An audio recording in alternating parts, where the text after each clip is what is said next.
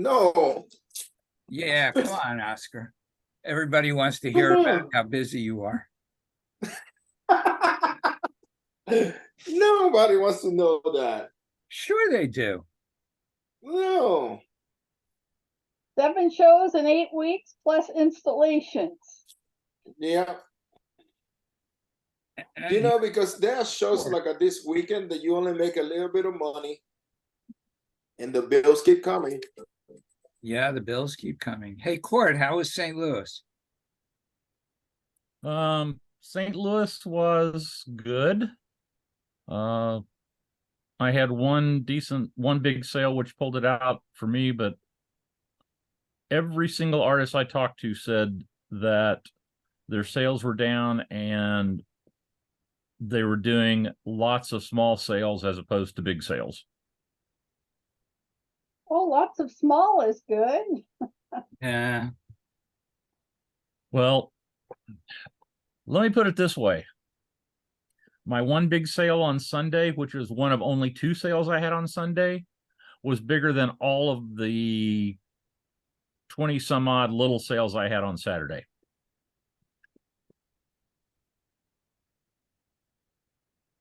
So other than that, the weather was gorgeous. It's a great show, easy in, easy out. Nice neighbors. You Don't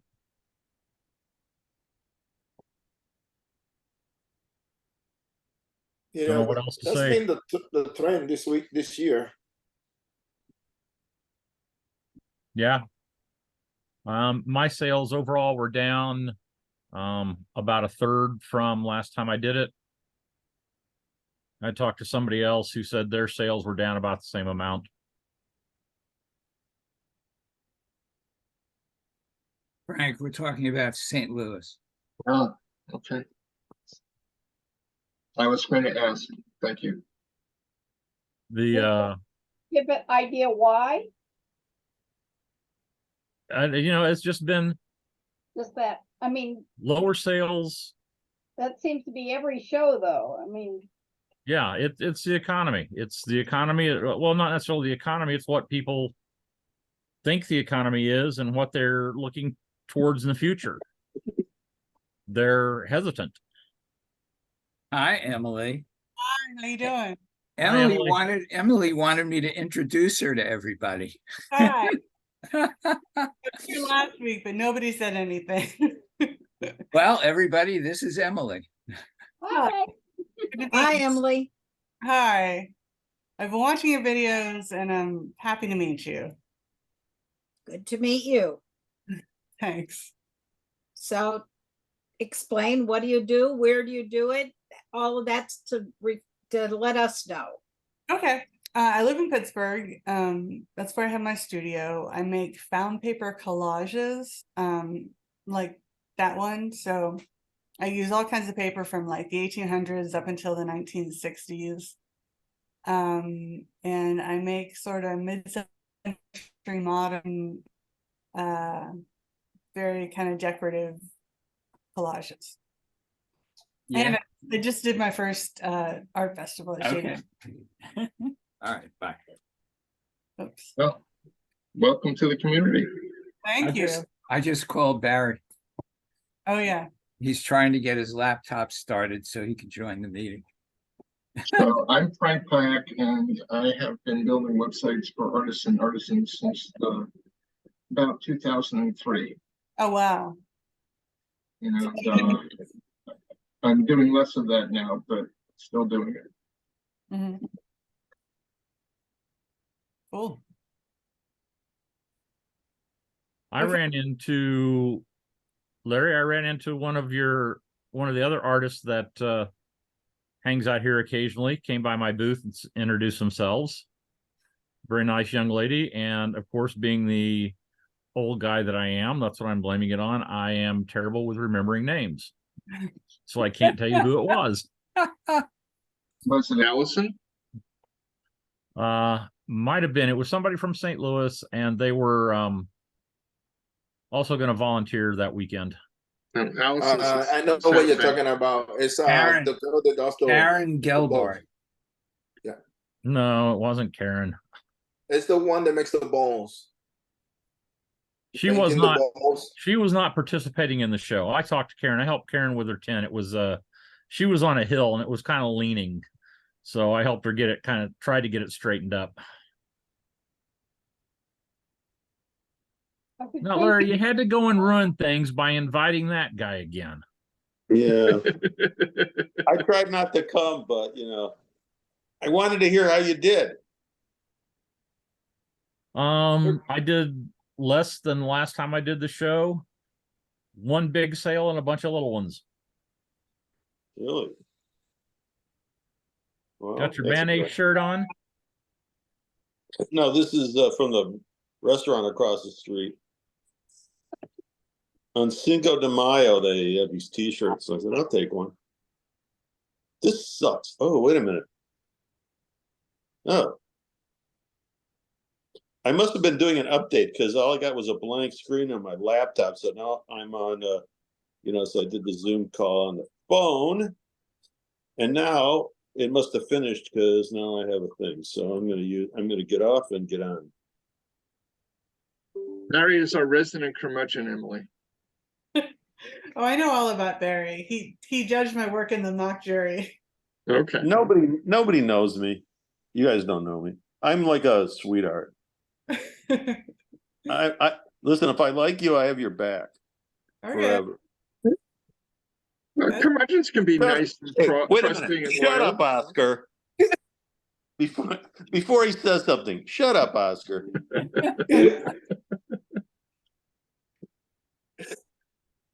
Oh my goodness.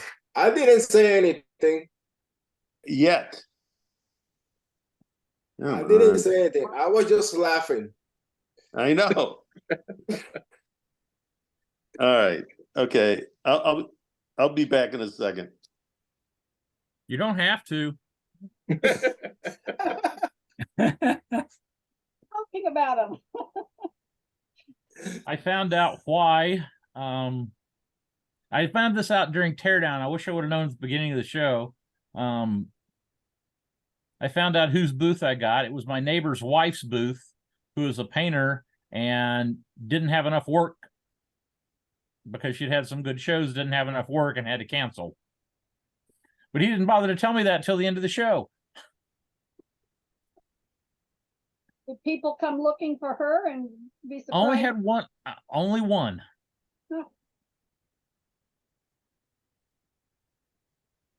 Okay. Hey, so Court, I've been so nice to you. I didn't even like you. So you should continue being nice,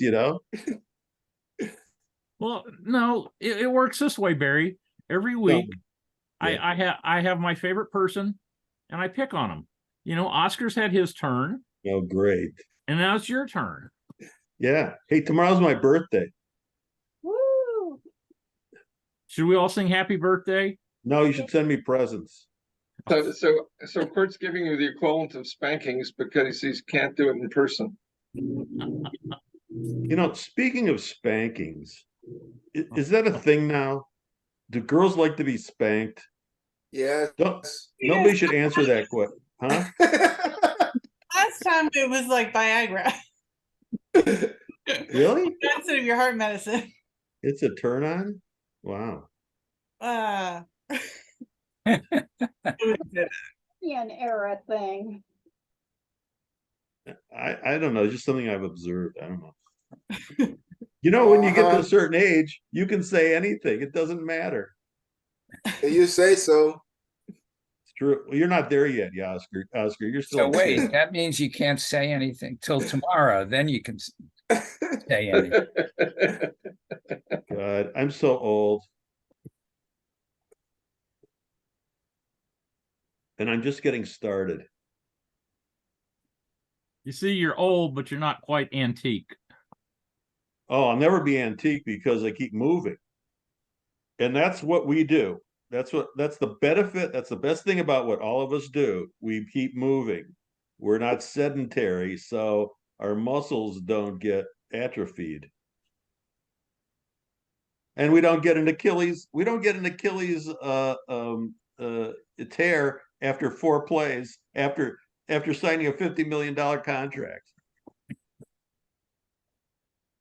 Are you talking about Aaron Rodgers? Yes, Aaron Rodgers. Yes, 4 plays. It happens. I wonder if there was a medical clause in his contract because he's what, 39 years old? Yeah, probably not. It's the money's probably guaranteed. He can kind of command that. Well, he's done for the season. He may He be done is. He permanently. actually is. I think they made that official today. That's disappointing. Not This for me. is, you know, if it's sports fans tend to have a certain fatalism that, you know, your team wins, you expect it to win. Your team loses, you expect it to lose. If you're a Jets fan, you expect something catastrophic to happen when anything goes right, and you're almost always correct. You can say that about the Lions too, I'm sure. except for this year.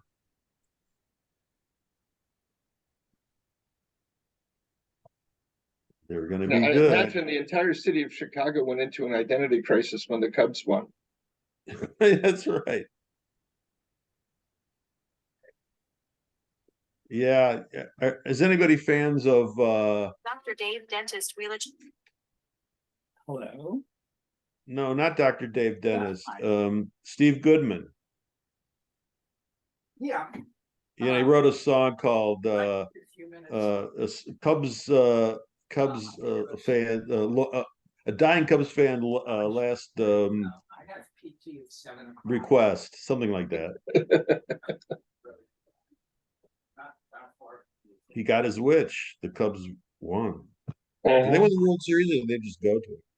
You know, they did have that automated message call. I'd ask Oscar, but Oscar's not a baseball fan. Why you want to ask? Actually, that's not true. Oscar's a rabid baseball fan. Cincinnati Reds. Yep. Hardcore Cincinnati Red fan. Unfortunately for most people. Hey, I think Pete Rose should be in the Hall of Fame no matter what. They're going to beat the Tigers today. They're better. We'll see about that. But they need to, because Yeah, I fading. know. they're fading fast. So I hope that they beat them. So, Corey, what do you think is the problem with the shows going up and down? You was saying the economy? Yeah, well, I think less the economy, more the political climate. Yeah, the economy's still good. So you I think think it's more the political?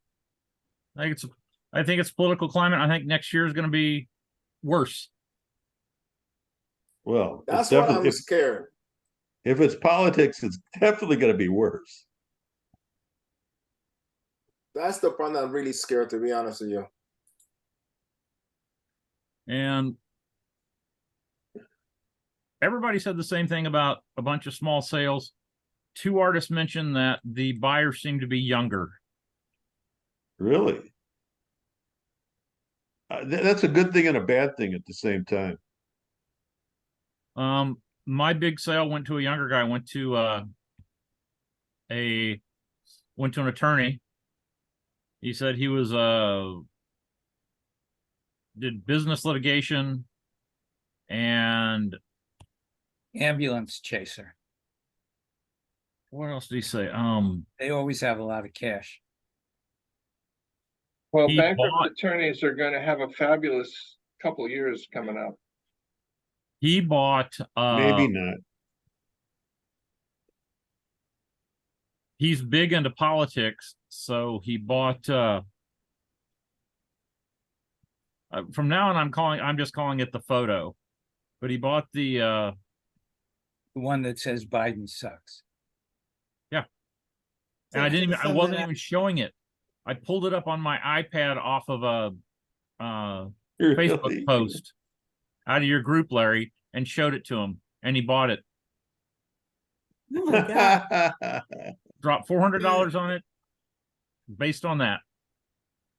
That's you know, was wondering- you kind of want to sell something like that, and then you kind of don't. You want to sell it for the money, but you don't want to like put that out there. Yeah, they probably have Fox TV on in his waiting room. No, he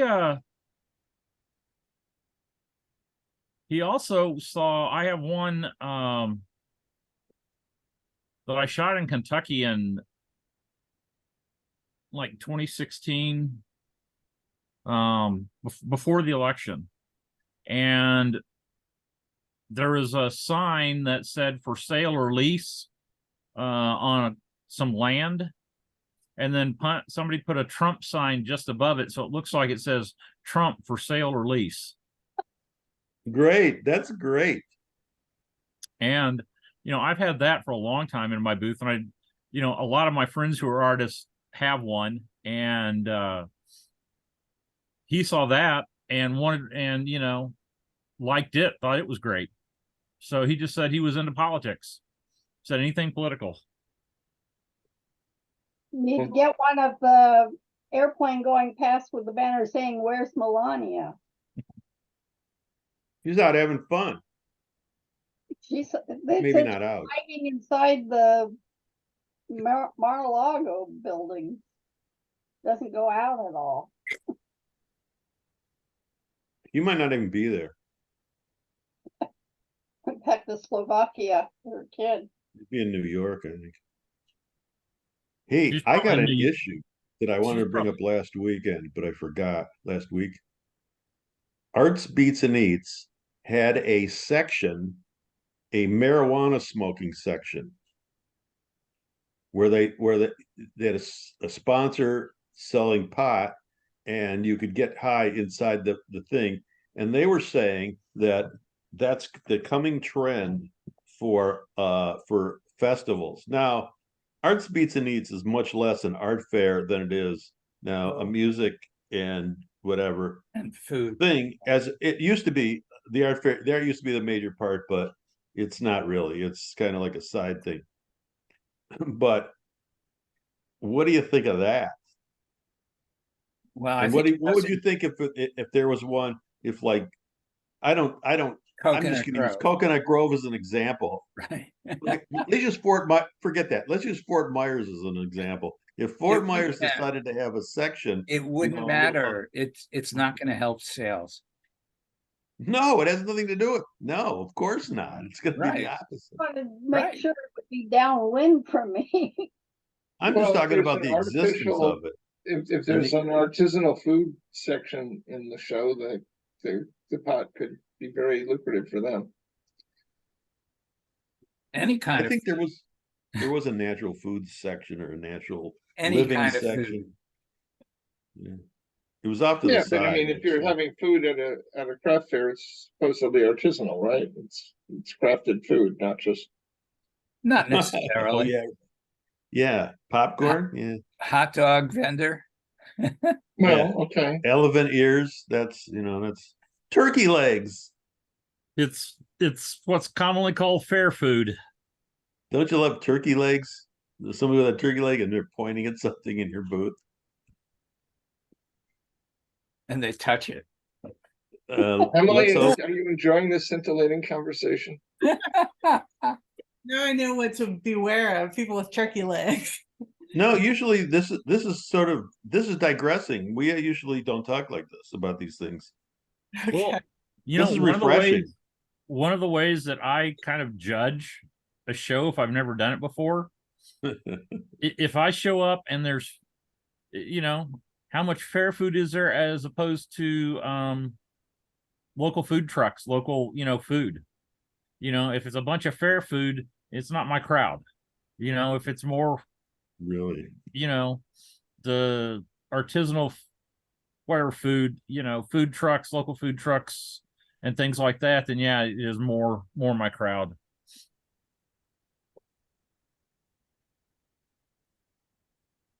Well, the the Art Writer Linters show was last weekend. I didn't go, but I looked at the exhibitors, and it was, aside from the fact that they always have a couple food trucks, which have pretty interesting food, they had chocolatiers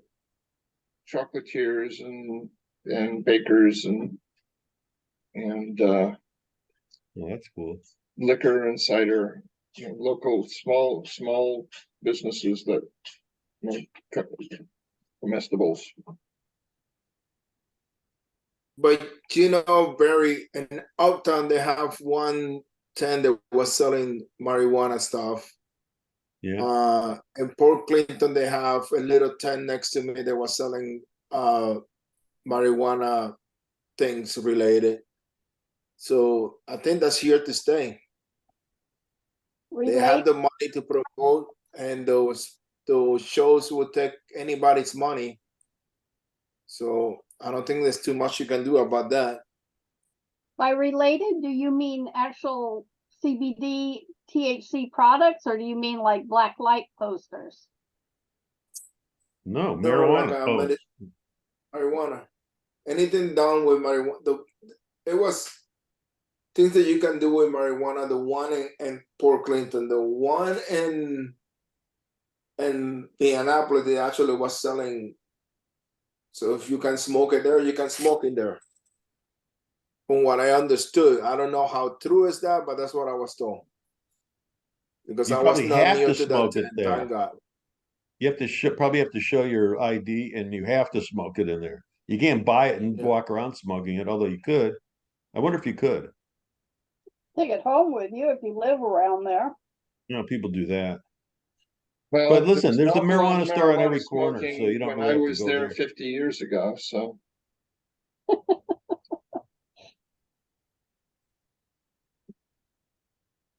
Well, I was a student at the University of Michigan. That's where I went to college. And Yeah. it was an awful lot of pot. Did you go to the hash bash? I don't think so. No, I don't remember doing that. Though I smoked my share back then. I don't believe you. I believe you. Of course I believe you. No, if I'd gone to the hash bash and remembered it, I'd tell you. So maybe I went and I don't remember because I went. I don't remember, but I don't think I went. Yeah. And blacklight posters, that I haven't seen one for 50 years. Do they still have those? vintage ones that cost a whole lot. I guess you get every once in a while somebody recreates them. Or somebody at Comic-Con had canvases they did in that style. At the art show I was at. Can't take pictures, so I don't have anything to show you, but there was somebody there that did that. The Let's Keep on Trucking guy. I don't remember. Yeah, R. Crumb. Yeah, but I mean that figure. Yeah, an original? No. Somebody, well, it was an original painting, but it used that figure. Oh, he copied. Yeah. Yeah. Mr. Natural. Oh, that's it. Yeah. Well, Mr. Natural was the other guy with the beard and Yeah. like a Zippy monk. the Pinhead. I didn't see Zippy, but that Keep on Trucking guy was on a couple of that person's. I'm curious. Raise your hand if you have no idea what we're talking about. Who we're talking about? There's a documentary about him that came out in the 90s that I saw. So I know all about him. And it's like I had a T-shirt. Yeah. Barry, what is the name of the girl that does the balls, paints in the balls? I don't know. Arlette? Who? Annette Silkwood. Annette. Oh, the ball. Oh, yeah, Annette Silkwood. So I think about that was the one that you had at court. What about Karen Silkwood? Now, Karen Gilbart. I like that movie. The Silkwood movie? Yeah. I was tooling along, coming back. When I was an EMT, I was with the paramedic was from Oklahoma City. And we were coming back up, headed north out of Oklahoma City on a 2-lane state highway, and a route we took quite a bit. And I noticed this weird looking little green building kind of off in the distance. It was just this no windows, kind of this block building. And I'm coming back with him, and he points, see that building over there? Yeah. He goes, do you know who Karen Silkwood was? I said, yeah. He goes, that's where she used to work. That was where she worked. So yeah, every time I would drive by that, I would think about that. Well, maybe you need a picture of that. It's just this weird little building off in the distance on a hill. Well, that would be an interesting picture, and people would, what is that? Okay. Then Just you'd make- have to understand, then you'd have to explain who she was. Well, tell them to look it up. I'm mixing her up with Aaron Brockovich. Aren't their Yeah. stories similar? Well, Aaron Barakovich is still alive and well and working in California. And I've met Aaron Brockovich, The real one? the real one. And she is she's a very interesting person. Let me put it that way. Not when she came to speak to, she spoke at the Kansas Press Association convention one year as their keynote speaker. And she definitely wasn't dressed like an attorney. She met with the people in Ohio where the train derailment was.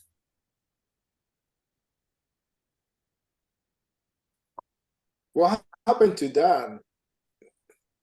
They're still trying to get the money for it. Yeah.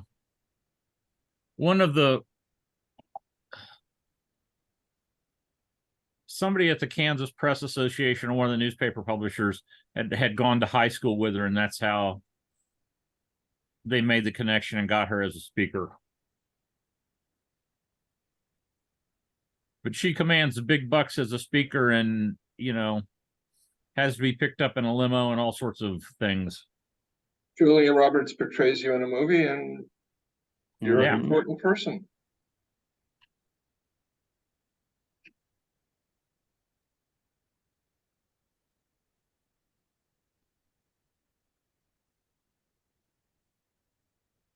So lots of artists kind of concerned about what's going on with the plaza.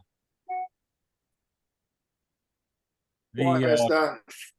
company that owns the plaza, that also puts on the art fair, just missed a major interest payment on a loan they took out to buy the plaza. Oh, So that's been kind of in the news, and some artists are concerned, and also the issue with the music and the loud music at the plaza, which I found out this weekend that the plaza is well aware of and refuses to do anything about.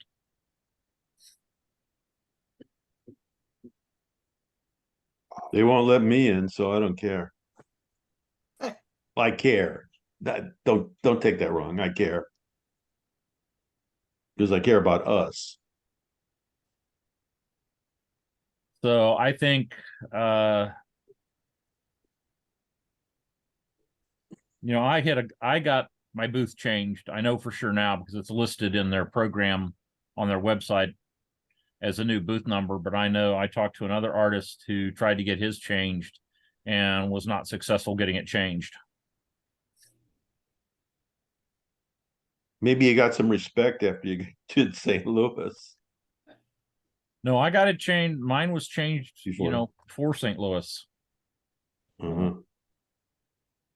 Well, maybe you were you had priority because you were first to ask or something. I don't know. I think because I called and pressured him. And this other artist said he's called and emailed and can't get a hold of him, and can't get return emails from him. So, and I had I got kind of a feeling from talking to the guy. And I talked to a couple of artists who talked to, or at least one of the artists, two other artists who had talked to the guy, and we had all kind of gotten the same feeling or vibe. One artist got it a lot stronger than I did. So that was why I wanted to make sure and confirm that, I half expected to show up and be told that, my booth was, where it was originally. But I saw it, like I said, it's listed on their website as the new booth number.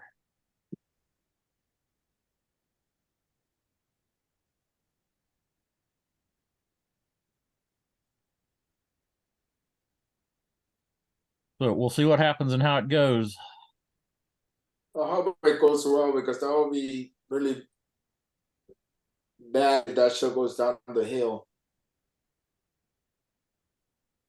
Well, it's got such a strong reputation. Honestly, the people putting the show on don't care because they have so many people apply. They can put on a show with lower quality artists and they won't know the difference. They won't care.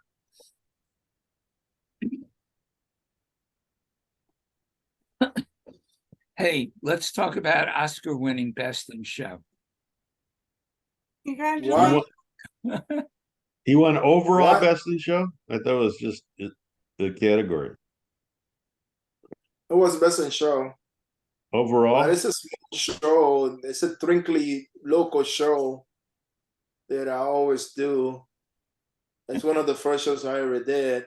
And, I never won anything awards in that show.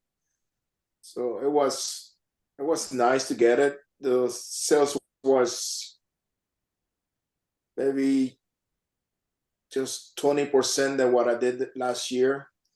So it was pretty bad if you compare that number. But being realistic for that show, that's what I should be making, really, because it's only 50 artists. It's a lot of people just starting up doing shows. It's easy to do, in and out. They don't give you that much headaches. They try to do everything the right way, where they know that the most important thing is the artist, is nothing else. But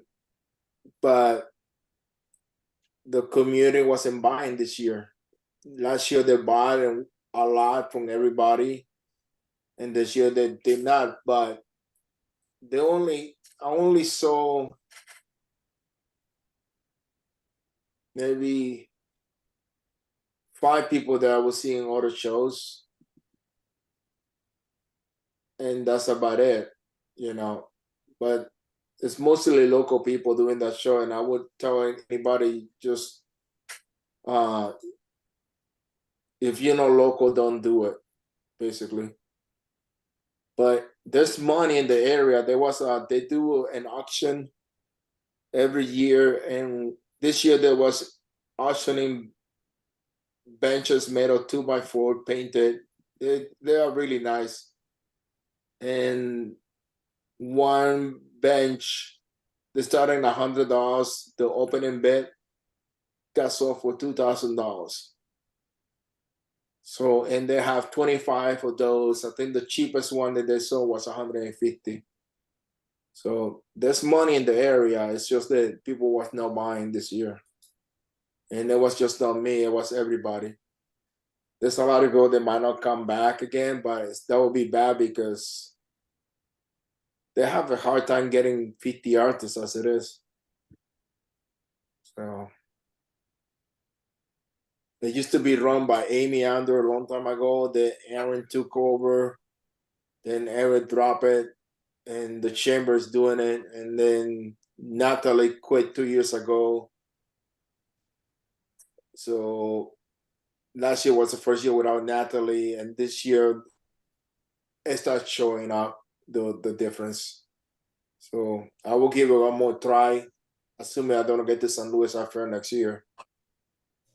But I also thinking applying to Arts and Apples instead. Mm. We'll see what happens. But it was, like I said, it's only $300 booth fee. It's not, you can't expect too much out of a show. This only charging you $300. At least that's my thinking. As crazy as that sounds.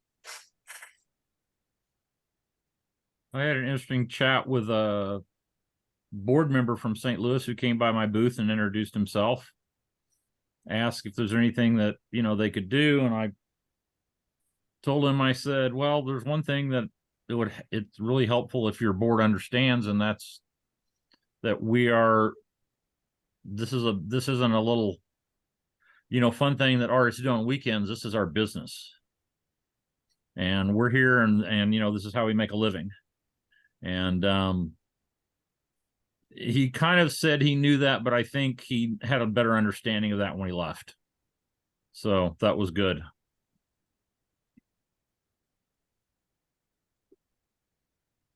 It's really, I told that to the person running Lake Forest that, you know, this is how we make our living. And also, I'm kind of mentoring or helping this older gentleman. And he's zero out of Port Clinton.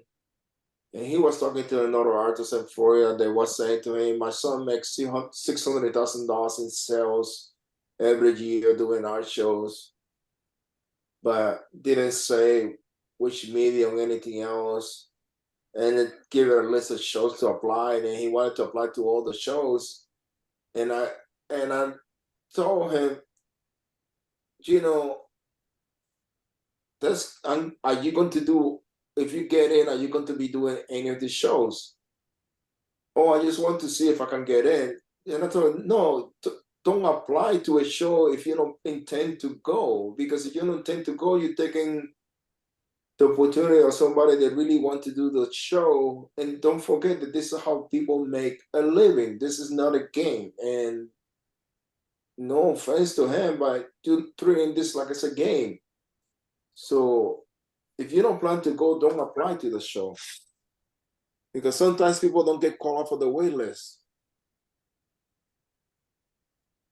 So he changed his tune about that, but people need to understand this is how people make a livelihood. And it's just kind of piss off kind of to me when anybody apply to a show and I understand that we apply shows to back up because you don't know if you're going to get to this show and you need to apply to something else behind it just in case you don't get to the show you want. That's one thing. And another thing is apply for applying, you know.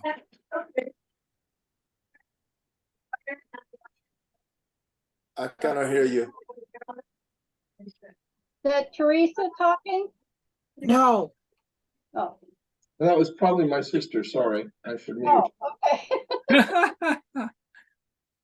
Well, you know, the thing is, there's no rule that you have to be professional to apply to shows. I know, but you know, that's the different bit. That's one of the complaints that I got about that. I don't even bring that up anymore because I get into hot water.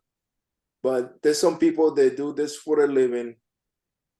There's some people that do it to supplement their income. And there are other people that do it because just for the fun of it, you know. And there's other people that they just want to try it out to see what's happened. And I just think like if you're going to start doing shows, regardless of the reason why you're going to be doing, you really need to take it seriously, because how you present yourself to the show is affect the entire feeling of the whole show. It's kind of nice to walk a show and see everybody looking professional, good looking designs, and nothing out of place. Like you go like that should not be here. And that's the kind of shows I want to be doing. It's I want to be surrounded by people that really want to do the show, that really want to make this work. I don't want to be doing shows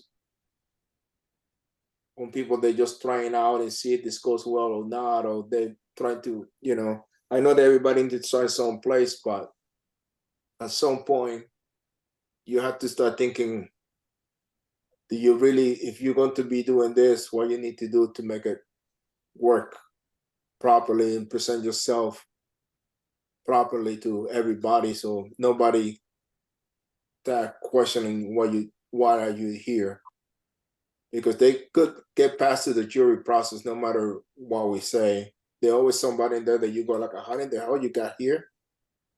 And I probably I was once upon a time, I probably was one of those, and maybe I am. Who knows? So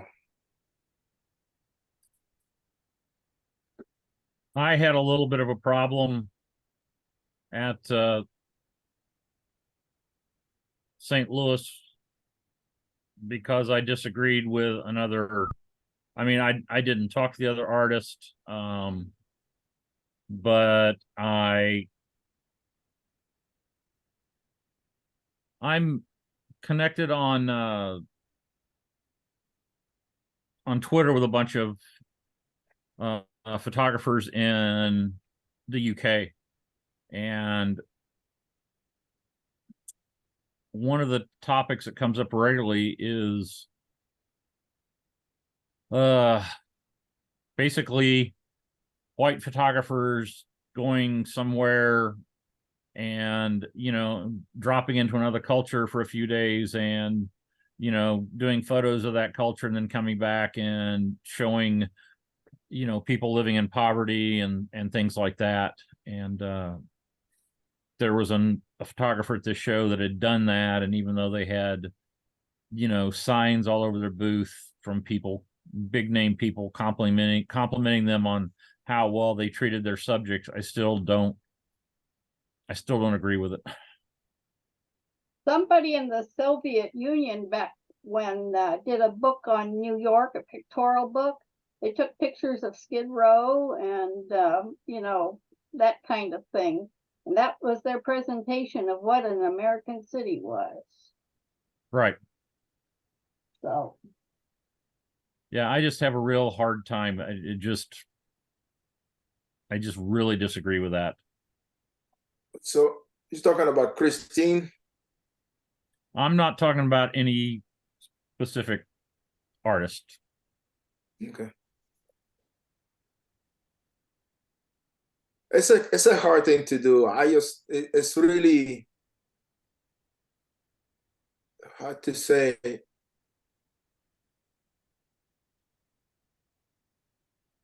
I think that some people do it to bring awareness to the masses, because most of the time people that show that where you will sell that work will be to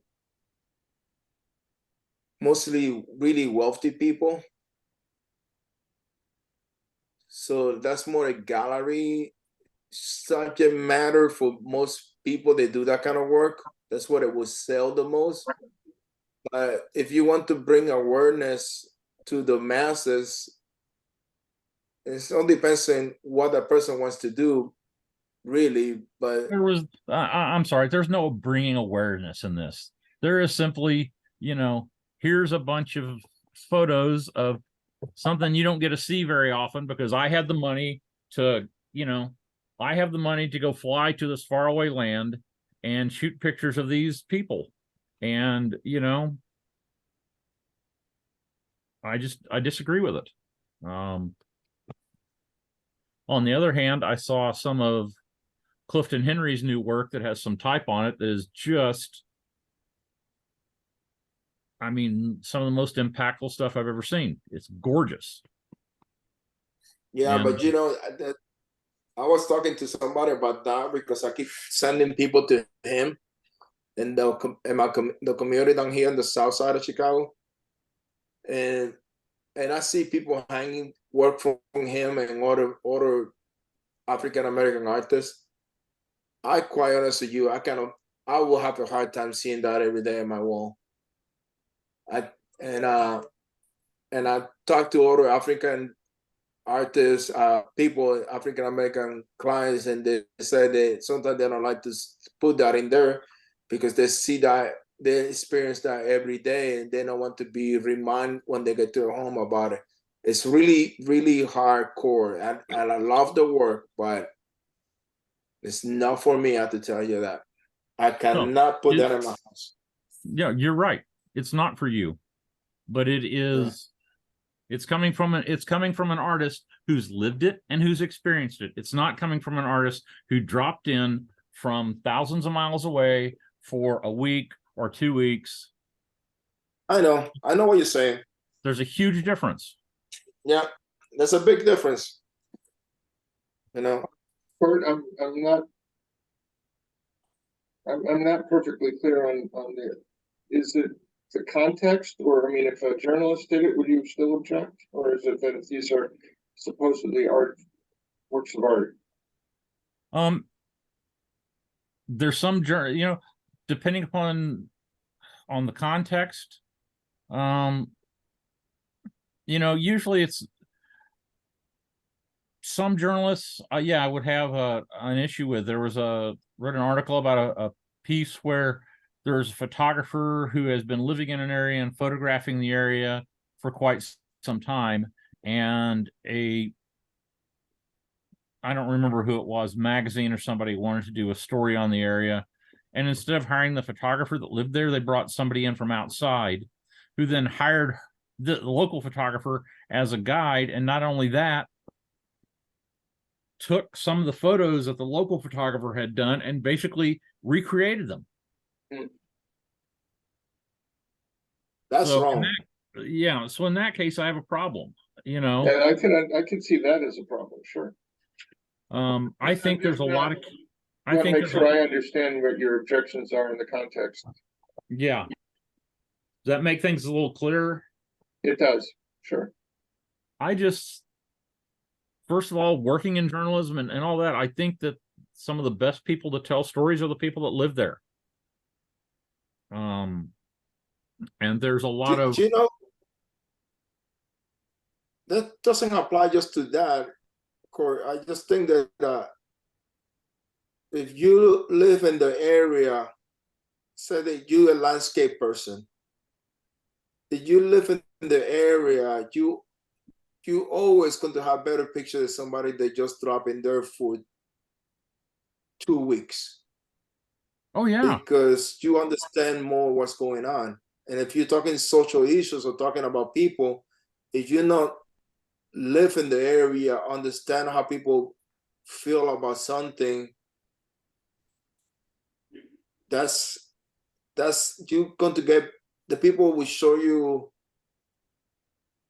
more who they are than just an stranger walking in there taking pictures and living in and out. Because I used to do that for United Way, and as much as you want to take time talking to the person, you just move to the next assignment. It's never going to be like a person that stays in there for a year, 2 years living in the area, because that person will understand exactly what's happening better than you reading in the newspaper. I totally agree with you on that. It's totally different perspective if you start showing more humanity, more passion to your subject matter than just a buck. But so yeah, that's why I have a hard time with my black and white work. It is I just have a hard time with it. and you can put all the signs up you want that says how great you are and how well you treat the people. But you know, if you really want to help people, I'm sorry, you're not bringing awareness by selling their photos in a booth at an art show. Mhm. You know, there was a discussion with these guys on Twitter about some basically it's the Doctors Without Borders, the French group.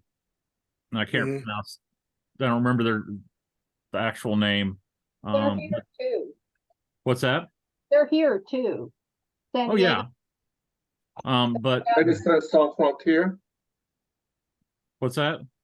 Médecins Sans Frontières. I think that's it. Not the pronunciation of that last word. But Medicine Without Frontiers is the French, literal translation of the French name. Yeah. They have been called out several times for using photos that are, you know, exploitive. You know, saying, oh, we help these people, but you know, did you even get permission to use the photos from the people in the photo? So yeah, it's Well, the healthcare work they do is immensely valuable. Does that not count for something?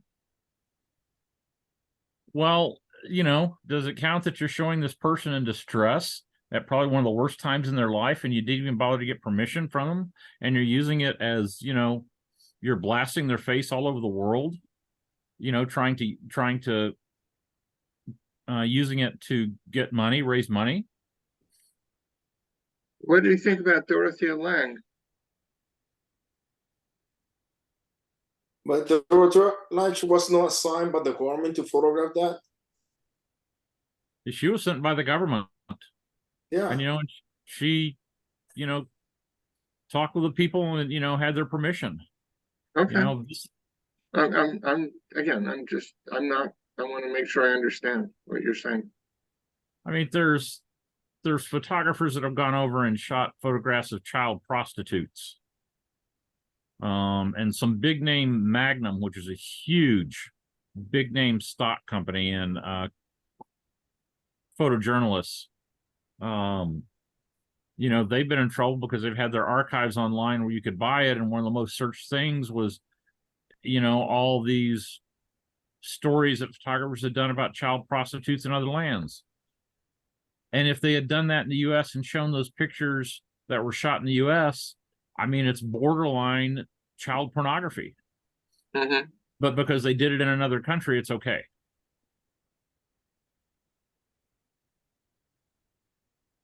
So yeah, it has basically been in the last few years a total change of my mind, coming from a hardcore journalism, go anywhere, shoot anything, to thinking about, if I shoot photos of someone and publish them, how does that affect that person?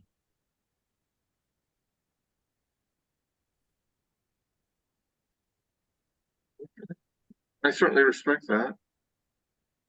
So that's just my my rant for today. Well, it wouldn't be one of, you know, what would an hour with Larry be without a rant from somebody? I don't know. You guys are putting me to sleep today. Yeah, I'm falling asleep too. Barry, you owe me a hard drive. I know. I looked at it today. I said, I gotta send this to Larry. And Oscar, did you check using that step wedge to see if your laptop is too dark or too light? That's a good question. Now the courtesy here. When I'm printing this, the thing that you sent me, it looks fine. So when I'm printing using the iMac, when I'm printing at home to print some paper, I usually have the screen is always at 50% brightness. That's what I keep it. But when I'm printing the paper, I need to drop it to 25% brightness. And no matter the ones you send me, no matter the brightness, it will look the same. You So see, it could be a should- Mac thing that, you shouldn't be changing the brightness at all. well, I just know that if I keep it at 50%, like that's for the metal prints, if I keep it like that for the paper, it looks too dark. So now when I'm calibrating for the paper, I reduce the brightness to 25%. So I can see how it's going to look, but but the metal prints match the screen perfectly. I never have problems. And when there's a problem, I can tell that what's the lab Yeah, right away. but the digital files you sent me were too dark. I know. So that because I was calibrating them for metal print, not for the paper. When I went back, I calibrated for paper. So it shouldn't, I know, but that's why that's the thing that I work it out around it.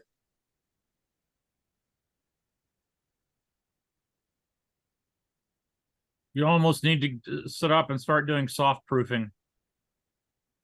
Soft wash proving. Yeah, soft And proofing. also which is- think I had two Photoshop versions in here. I got the beta and the 2023 working at the same time. So I don't know if when I did those was in the beta and not the 2023. Yeah, you So- should delete the beta. So probably that's what it was.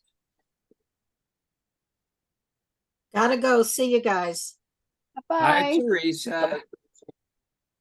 All right. I think I'm And gonna most go likely too. was that I was working in the beta, knowing the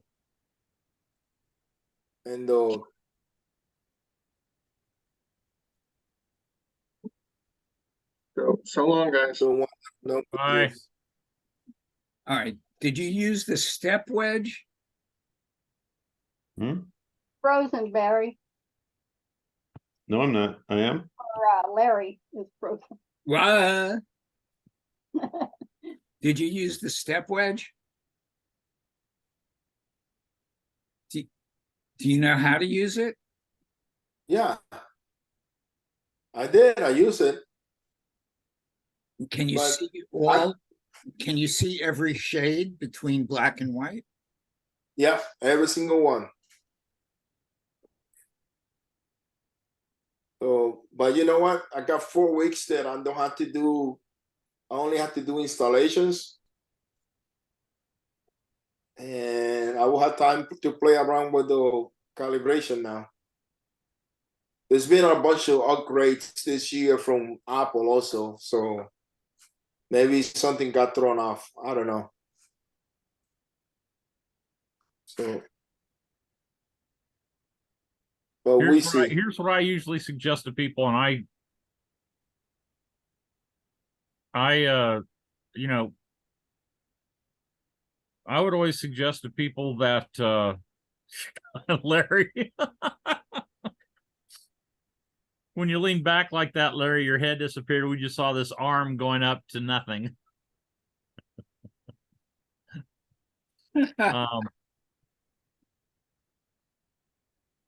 I suggest one of two things.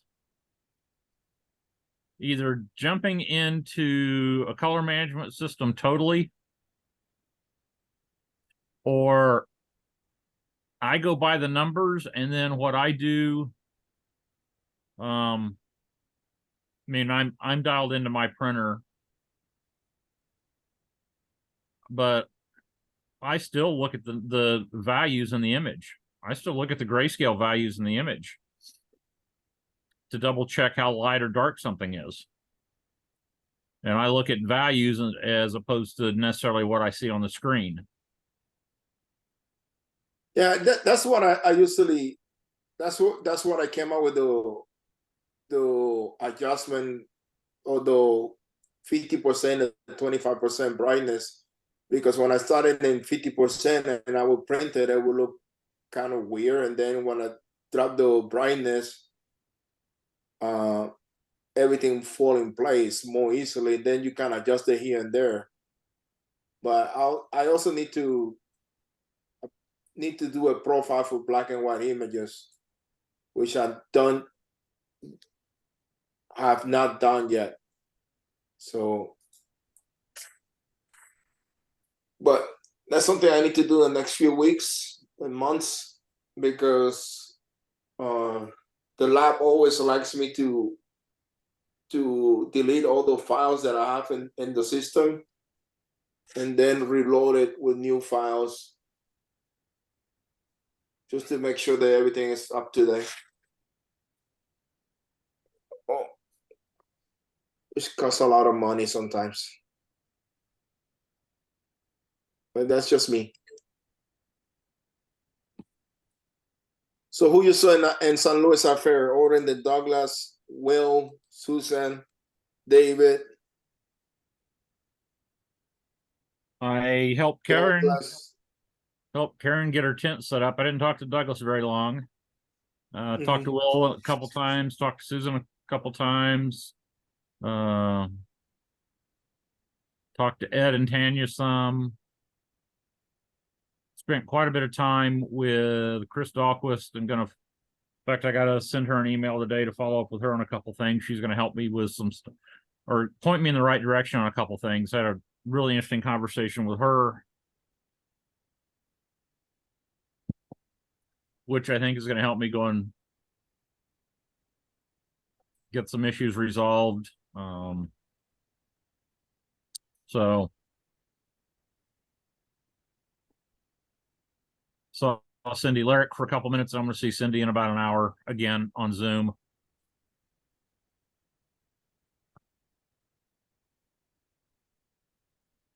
And saw, I can't remember, I'm really bad with names. Another artist I see regularly, black and white artist that does stuff in the dark room. Saw Callie Hobgood. Her work was beautiful. She won an award.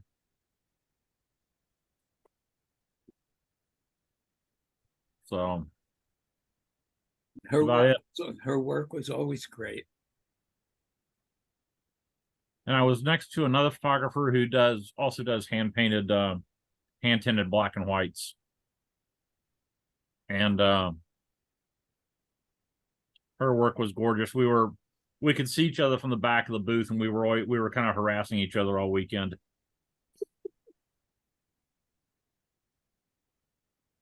And I was behind a couple that was a jeweler. She was a jeweler, and she does the work he sets up and tears down. And I can't believe he got their whole booth in a 4-door Honda Civic. Wow. That brings memories. I had a Subaru station wagon. And you know, this was a trim line. This wasn't a pop-up. This was a trim line. What kind of work he does? Jeweler. You can do that with a jewelry. I don't know about getting a tent and your tables in is going to fill up the thing, especially when 2 people are in there too. He said the suspension was bottomed out. I guess so. But that was nice because they were behind me, so they didn't have anything behind their booth. So I ran out Friday morning. I hit a Menards and bought I was going to buy 2 5-foot sections of conduit to custom make an awning that fit in the 4 feet behind our booth. But they only had 10 foot, so I had to buy a 10-foot section and a hacksaw and cut it out in the parking lot. They wouldn't cut it Well, for he you? didn't got the pipe cutting thing. They said they didn't have a way to cut it.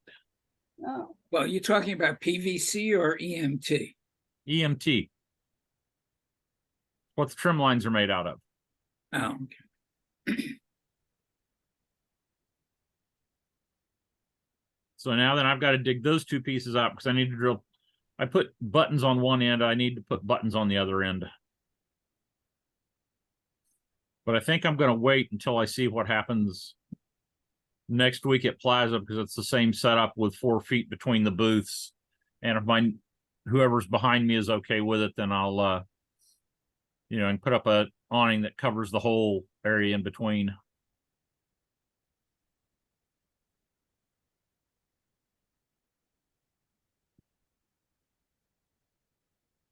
What's the weather like there? The weather in St. Louis was nice. It was real humid.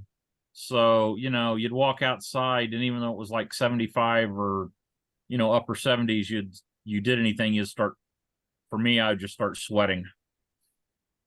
Hey, But we had really nice. Sunday was a little warmer, but Saturday was, I'm not sure you could have asked for better weather for an art show. Court, do you ever carry a small point and shoot camera? I just use my phone. I was thinking of getting one of the Sony RX100, either the 5 or the 7. I rented a Sony a long time ago. I really liked the image quality. I didn't like the menu setups because it's like an engineer set them Yeah, up. I know. That's why they have those user settings you can save. Right. And I didn't use it. I mean, I had it for a weekend. And if I had it longer, because I was looking for exactly that, Larry, I was looking for a walking around camera. Well, I'm talking about something the size of a pack of cigarettes, Yeah. That's what you were talking about last week? I guess. Yeah, I think we talked about last week. Yeah, I think B&H just got them back in stock today.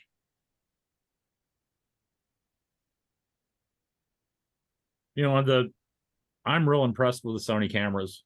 I haven't used any of the big ones, but that one, I've got files out of it that are great. Sorry. Yeah, I had it the same weekend that I was shooting with. I also rented a Fuji. This is a XT1 was the model at the time. It was right before the 2 came out, and man, I loved using that Fuji.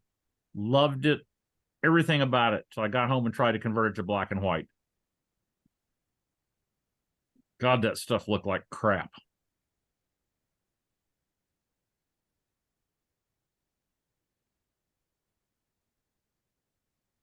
Yeah, I'm still using the Nikon Coolpix A, which was a DSLR sensor with a fixed 28mm lens in a tiny camera. And that's what I used to take booth pictures. It shows. Yeah, I thought about, when I sing in the hotel room, I thought about taking a booth shot at St. Louis, and then realized that I was at the end of a street on a north-south street. I was the end of the street, and I was between 2 tall buildings, but most of the time I had sun across one end of the booth and not the other. And so I was in almost direct sunlight the whole time part of the booth was. So the light was horrible to do that.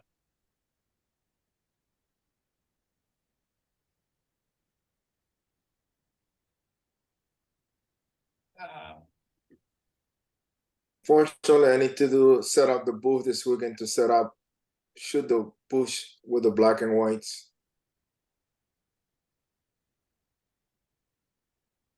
That's going to be fun to do.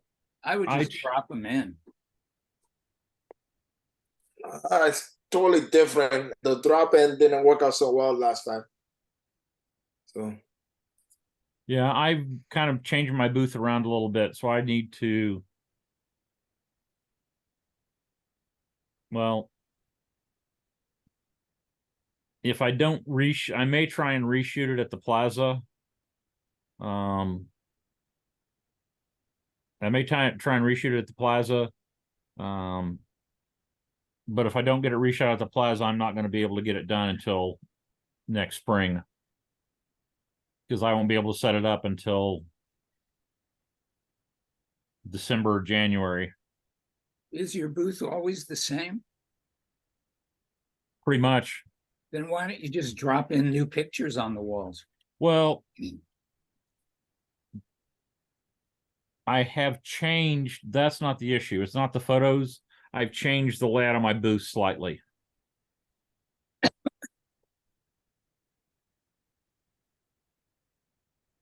So I really probably ought to do a new booth shot.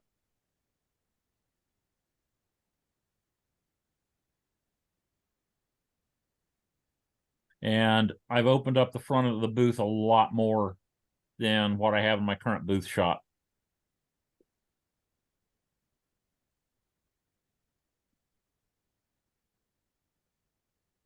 You know, that's the thing that I don't understand. They keep saying to us that the booth shot is just to make sure that we look professional. But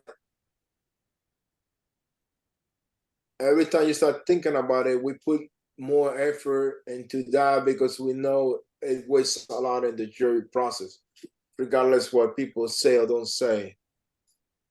I haven't found it to be that big a deal. I just haven't found it to be, you know, I Well, set up. yeah, I mean, either your booth looks clean and professional or it doesn't. Yeah. If it doesn't, then it is a big deal. Yeah. And I have found, honestly, from all the people I've talked to, I found more people saying they want to see a realistic booth rather than 3 pro panel walls. Yeah, I've always said that that the booth shot should be, they're required to take it at a show. They should be required to do that. An actual, way that they show it at the event. And I Well, if think that that- was the case, um, Starbucks coffee and Stop everything. it. You Yeah, know, that was an Uh, oversight. I didn't even realize that was in there. they, I was just mirroring Game of Thrones. Yeah, I know. Remember that one? Yeah. They made a mistake, and in one of the episodes, there was a Starbucks coffee cup on the table, and nobody noticed it until people saw it and made comments. I know a catalog photographer that used to, they were doing a lot of work for Macy's, and somebody threw an adult toy on a bed. They were doing a bedspread photo, and somebody threw an adult toy on the bed, and it got real close to being published.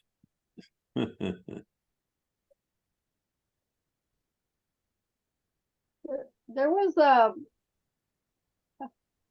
country song about the guy on page whatever, the underwear ad for the Sears catalog or something, and he was hanging out of it. And somehow it didn't get caught until people got their catalogs. it happens. Yeah, as far as it comes. Shit happens. Yeah. Yep. So my choice is a 24 to 75 or a 24 to 200 zoom. Does this have interchangeable lenses? No. If you're going to be using for just the booth shots, Oh, for just the booth shot, doesn't matter because I shoot everything at 28 millimeter.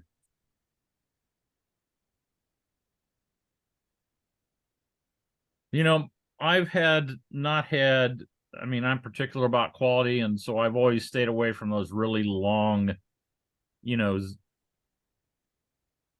that cover a huge range like that. So the 28 to 70 would be more fine. 24 to 70. Yeah. If that would be yeah, more. that's what I was thinking myself. That's what I'm thinking. Plus, it's $300 cheaper because it's an older version. But you know, you get in those cameras like that where everything is designed together, Mhm. and you know, people go, "Oh, it's just a point and shoot," and it's like, well, you know what? All this is designed to work together as a unit, unlike, you know, when we had the first days of digital and people were slops putting any lens on digital and finding out that, oh, lenses really do make a difference. Only if you read the specifications. I use a couple of my older Canon lenses and they weren't that hot. I mean, Gary, do you remember Gary San Pietro? No. Okay, he used to win awards in almost every show he did. And he was using a Canon T something with a 70 to 200 Tamron zoom or something, a really cheap zoom. And he would he would take these trips and he would shoot 3 rolls of trips the whole trip, which was only about 100 pictures, but each one was a masterpiece. And the glass didn't matter. He had the vision.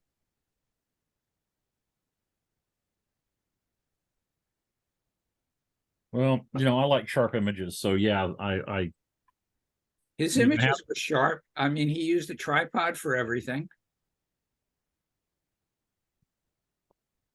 But he had a vision that very few people have.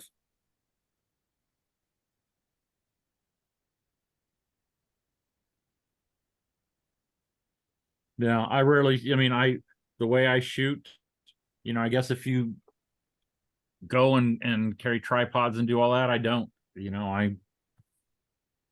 I'm walking and I'm, in and out on to the next spot.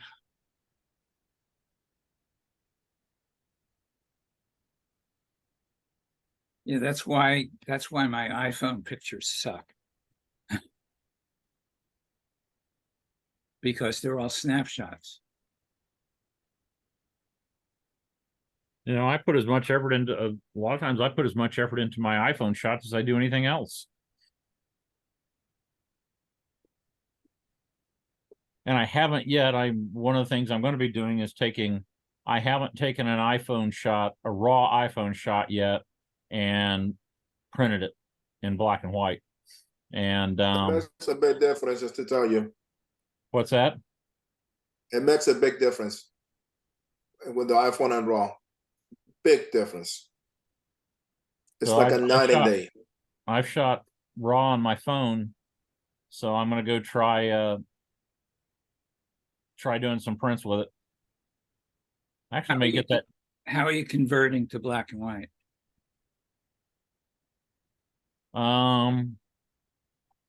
One of two ways: either mode convert grayscale or channel mixer. Do you ever try the Nick filters? Silver FX. Yeah. No, I don't want them. I want as much freaking black and white data as I can.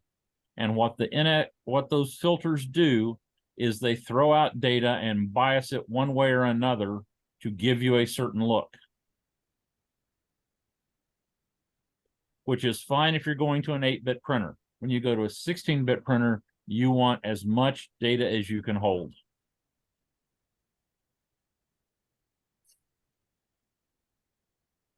What if you just go to Facebook? If I just go to Facebook, fart it out.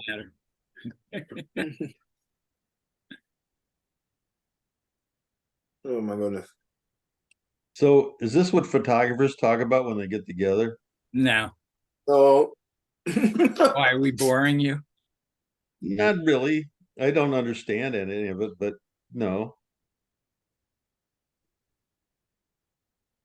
I got to run. I've got to get some stuff ready for a meeting in an hour. Yeah, me too. I gotta run because I'm falling asleep. Yeah. So See See you you guys guys. next week. Hey, Barry, stick around for a minute. All right, bye. Okay, Bye-bye. Bye. All right, bye, everybody. later. Okay, let me stop recording.